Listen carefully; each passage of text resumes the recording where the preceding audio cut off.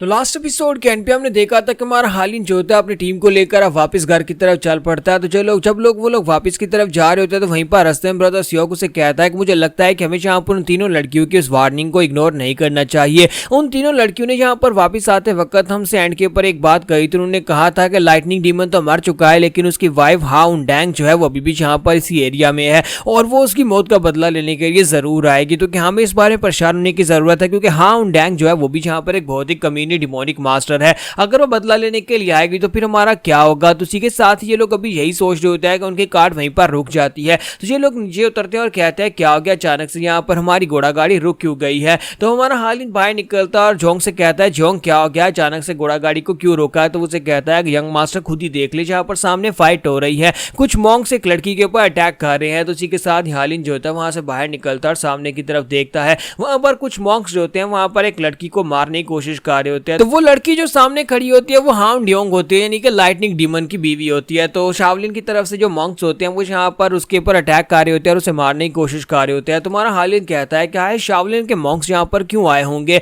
शावलिन Monks के ये 12 हाथ मॉन्क्स हैं जो कि वॉरियर्स हैं और सभी के लोग यहाँ पर इस औरत के ऊपर अटैक कर रहे तो हाउन ड्योंग है। लेकिन हाउन ड्योंग ने ऐसा क्या किया है कि मॉन्क्स को यहाँ पर आकर इसके ऊपर अटैक करना पड़ा है। तो एक मॉन्क उसे कहता है कमीनी कहीं कि तुम्हारी हिम्मत कैसे हुई कि तुमने यहाँ पर हमारे ब्रदर्स की जान ली, हम तुम्हें बिल्कुल भी नहीं छोड़ेंगे। तुम हमारे टेंपल के अंदर घुसी और वहां पर से चोरी की और उसके बाद अब तुम जहां पर हम हमारे साथियों को मार रही हो। तो हान ड्योंग उसे कहते हैं अपनी बकवास बंद करो, तुम लोग माउंट सूंग से मेरा पीछा करते करते यहाँ पर आए हो, आए तुम लोग यहाँ पर से दफा क्यों नहीं हो जाते। तुम जैसे राइटियस मास्टर्स मेरे हाथ से मरने वाले हो। आइड मैंने यहाँ पर ऐसा भी क्या कर दिया जो तुम लोग यहाँ पर मुझे इस तरह से बुरी तरह से मुझे टॉर्चर करके मारने वाले हो। क्या तुम्हारे शावलिन में तुम्हें यहाँ पर यही सब कुछ सिखाया जाता है। और इसी के साथ वो जब वहां पर बुद्धा की टीचिंग के ऊपर बात करती है तो एक मॉन्क चिल्लाकर कहता है कि अपनी बकवास बंद करो, तुम डिमोनिक मास्टर कहीं कि हम तुम्हें नहीं छोड़ेंगे। और इसी के साथ ही वो लोग जो होते हैं फिर से वहां पर उसके ऊपर अटैक करने के लिए आगे बढ़ते हैं। वो अपनी अपनी स्टिक्स लेकर जैसे वहां पर उसके ऊपर अटैक करने के लिए उसके करीब पहुंचते हैं। इसी के साथ ही हमारे हालिन को एक जानी पहचानी एनर्जी महसूस होती है, क्रिम्सन कलर की वही डेडली एनर्जी जो कि हमारे हालिन के पास है। तो हालिन के पास से कोई बड़ी तेजी के साथ गुजरकर आगे जाता है। तो हालिन ये देखकर काफी हैरान हो जाता है, कहता है कि अब ये बंदा कौन है जो इतनी तेजी के साथ उसके पास से गुजर कर गया है। तो वो जाकर वहां पर मॉन्क्स के सामने खड़ा हो जाता है, उनके अटैक्स को ब्लॉक करता है, वहां से अपनी क्रिम्सन एनर्जी के साथ सामने की तरफ ब्लास्ट करता है और मॉन्क्स को पीछे की तरफ गिरा देता है। तो बाकी के मॉन्क्स जो होते हैं वो भी अब पीछे हट जाते हैं क्योंकि ये बंदा डार्क सेज होता है। तो हालिन इस बात से पहुंचता हैरान हो जाता है, कहता है कितनी ओमनियस एनर्जी है तो सिर्फ और सिर्फ डार्क सेज की हो सकती है, लेकिन ऐसा कैसे पॉसिबल है, डार्क सेज का यंगर सेल्फ मेरे सामने कैसे खड़ा हो सकता है, ये तो वाकई में डार्क सेज ही है। तो डार्क सेज जो होता है वहां पर हालिन के बिल्कुल सामने खड़ा होता है, अपनी डेडली एनर्जी को रिलीज करते हुए वहां पर हाउन ड्योंग की मदद कर रहा होता है। तो हालिन कहता है कि तो बहुत ही बुरा है, डार्क सेज यहाँ पर नहीं होना चाहिए। हालिन कहता है कि हालांकि इसने अपने चेहरे को कवर किया हुआ है लेकिन ये यहाँ पर डार्क सेज का यंगर सेल्फ हो सकता है। तुम्हारा हालिन जो होता है वो कहता है कि डार्क सेज तो यहाँ पर मेरे साथ उसकी सोल जो थी वो रिग्रेस हो गई है, लेकिन क्या पिछले समय में यहाँ पर डार्क सेज की रियल बॉडी भी अभी जिंदा थी। इसका मतलब यह कि इस वक्त डार्क सेज के दो वर्जन्स है, एक ये और दूसरी यहाँ पर उसकी सोल मेरी बॉडी के अंदर है।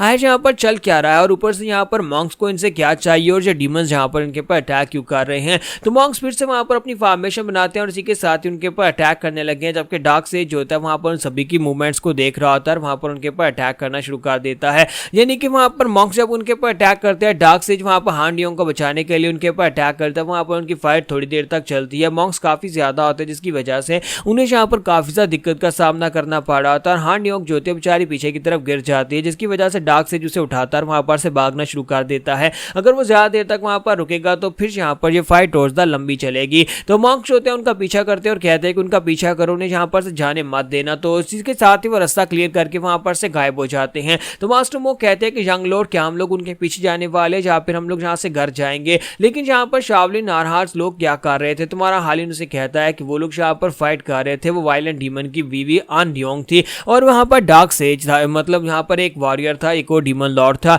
तो इसी के साथ ही हमारा हालिन जो होता है मास्टर मो से कहता है कि मास्टर मो चलो चलो जल्दी से अंदर आ जाओ, हमें यहाँ पर से निकलना होगा, हम लोग किसी दूसरे की फाइट में बिला वजह अपनी टांग नहीं अड़ा सकते, ये खतरनाक लोग हैं। और इसी के साथ ही हालिन उसे अंदर डाल देता है और कैरेज के अंदर बिठा देता है, खुद भी कैरेज के साथ वो अंदर जाने लगता है। लेकिन इसी के साथ ही डार्क सेज उसे कहता है कि लड़के क्या तुम मेरे लिए एक काम कर सकते हो, मुझे तुमसे एक फेवर चाहिए होगा। और इसी के साथ ही रात के वक्त का सीन दिखाता है कि हमारा हालिन जो होता है जब बाकी के सभी लोग सो जाते हैं वो उठकर बैठता है, ब्लैक कलर की ड्रेस पहनता है, मास्क पहनता है और इसी के साथ ही वहां पर से निकल जाता है। तो हालिन कहता है कि मुझे अच्छी तरह से पता है कि वो लोग किस डायरेक्शन में गए होंगे। तो हालिन जो होता है वहां पर रात का वक्त का सीन दिखाता है जहां पर डार्क सेज ने उससे कहा था कि मुझे तुमसे एक फेवर चाहिए। तो हालिन कहता है कि अब तुम्हें मुझसे क्या चाहिए, तो वो उसे कहता है कि हाँ मुझे तुमसे एक फेवर चाहिए। तो हालिन उसे कहता है लेकिन क्या तुम्हें यहाँ पर पास के बारे में भूल गए हो, कहीं ऐसा तो नहीं है कि तुम यहाँ पर अपने नए यंगर सेल्फ को देखने के बाद फिर से तुम उसकी बॉडी के ऊपर कब्जा करने के बारे में सोच रहे हो, इसी वजह से तुम यहाँ पर अपने बारे में जानना चाहते हो कि तुम्हारा जो यंगर सेल्फ डार्क सेज है वो क्या करता है।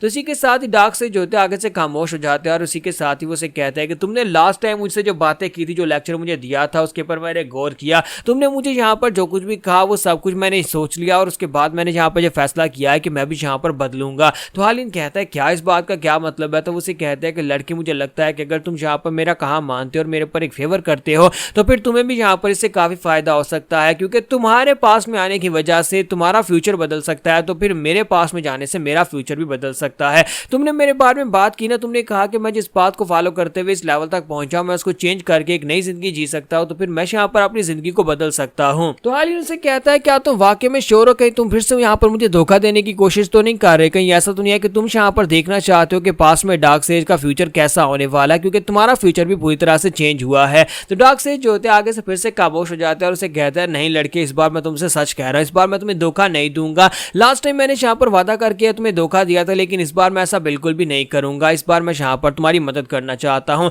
तो हालिन कहता है कि ठीक है, मुझे लगता है कि तुम इस बार वाकई में सिंसियर हो, तो अगर तुम मुझसे यहाँ पर कुछ करवाना चाहते हो तो फिर मैं भी यहाँ पर इसके बदले में तुमसे कुछ करवाना चाहता हूँ, अगर ये काम हो गया तो फिर तुम मेरे लिए कुछ करोगे। तो वो कहते हैं हाँ क्यों नहीं, मैं यहाँ पर तुम्हारे लिए कुछ भी करूंगा, जो भी यहाँ पर मैं कर सका वो जरूर करूंगा, लेकिन जब वक्त आएगा तुम्हें एक मंत्र याद करना होगा, यानी जब तुम वहां पर पहुंच जाओ जहां पर वो लोग छुपे हुए हैं, तो वहां पर जाने के बाद एक मंत्र पढ़ना जिससे तुम अपनी बॉडी को कंसील कर सकते हो और तुम उनकी बातें भी सुन सकते हो। और हालिन तुम्हारा बहुत बहुत शुक्रिया मेरी बात मानने के लिए। तो यहाँ पर हमारी एपिसोड 57 का एंड करेंगे और नेक्स्ट एपिसोड में देखेंगे कि हमारे हालिन को उनकी बातें सुनने के बाद क्या नया पता चलने वाला है, आखिर ये लोग यहाँ पर क्यों छुपे हुए हैं।